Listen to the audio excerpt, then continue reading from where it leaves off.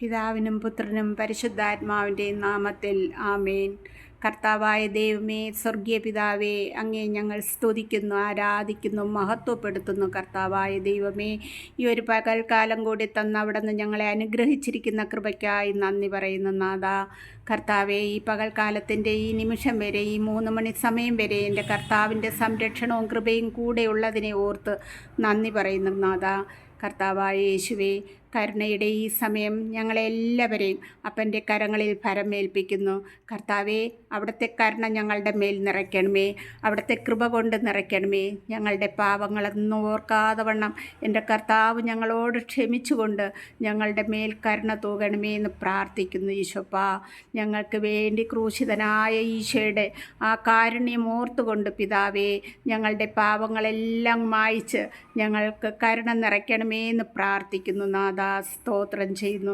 കർത്താവെ, ഇന്ന് അടിയൻ വചനം വായിക്കുവാൻ ധ്യാനിപ്പാനും ഇരുന്ന സമയം എൻ്റെ കർത്താവെ, സംഖ്യയുടെ പുസ്തകത്തിൽ നിന്നും 11-ാം അധ്യായമാണല്ലോ എനിക്ക് തന്നത്. ദൈവമേ, അതിൽ മോശയോട് ജനം പിറുപിറുക്കുന്നതായും കർത്താവിൻ്റെ മുൻപിൽ മോശ ആവശ്യപ്പെടുന്നതുമായും കേൾക്കുന്നു നാഥ. ആ വചനം എന്നെ ധാരാളമായി ഗ്രഹിപ്പാൻ ദൈവം എന്നെ ഒരുക്കിയതിനെ ഓർത്ത് സ്തുതിക്കുന്നു കർത്താവേ. ആ വചനം ധ്യാനിച്ചു കൊണ്ടിരുന്നപ്പോൾ അവിടുത്തെ ആ വചനത്തിൽ 23-ാം വാക്യപ്രകാരം പറയുന്നു, കർത്താവ് മോശയോട് അരുൾ ചെയ്തു, എൻ്റെ കൈക്ക് നീളം കുറഞ്ഞു പോയോ, എൻ്റെ വാക്ക് നിറവേറുമോ ഇല്ലയോ എന്ന് നീ കാണും. അതെ അപ്പാ, അവിടുത്തെ കരങ്ങൾ കുറുകിപ്പോയിട്ടില്ല. ഞങ്ങളുടെ നിലവിളി കേൾക്കാൻ അവിടുത്തെ കാതുകൾക്ക് മാന്ദ്യം സംഭവിച്ചിട്ടില്ല.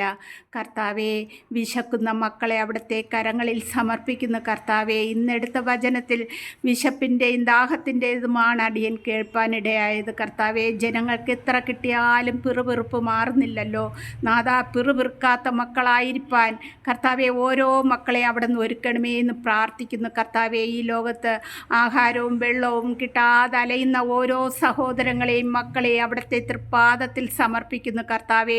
ആ മക്കൾക്ക് ആവശ്യമായതെല്ലാം കരുണയുടെ ഈ സമയം ഓരോ മക്കളിലൂടെ അവിടെ നിന്ന് ഒരുക്കി കൊടുക്കുമാറാകണമേ എന്ന് പ്രാർത്ഥിക്കുന്നു നാഥ. സ്തോത്രം ചെയ്യുന്നു കർത്താവെ. അവിടെ നിന്ന് ഞങ്ങളെ ഓരോ ദിനവും ഭക്ഷണപാനീയങ്ങൾ അനുഗ്രഹിച്ചു തരുന്നതിനെ ഓർത്ത് നന്ദി പറയുന്നു കർത്താവെ.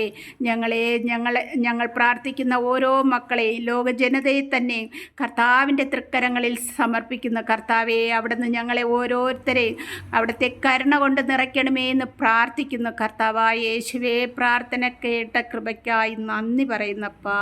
ആമേൻ. സ്തോത്രം.